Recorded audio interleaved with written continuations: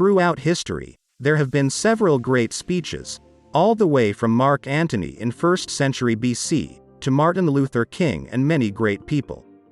A great speech is one that has the maximum impact. Today we look at one such speech in which a man gets grace and revelation from God to communicate with the ruler of the land. After this he was transformed from a man in prison into a ruler of the land who was second only to Pharaoh, and he was able to save an entire nation.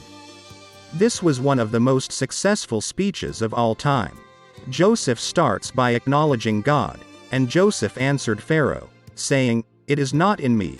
God shall give Pharaoh an answer of peace." Second line that he speaks, he acknowledges God's will. "And Joseph said unto Pharaoh, The dream of Pharaoh is one. God hath showed Pharaoh what he is about to do."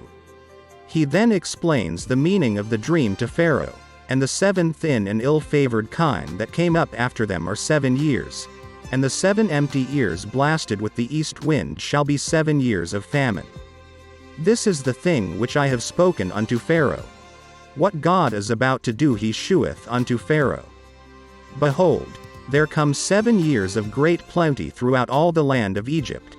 And there shall arise after them 7 years of famine, and all the plenty shall be forgotten in the land of Egypt, and the famine shall consume the land, and the plenty shall not be known in the land by reason of that famine following, for it shall be very grievous.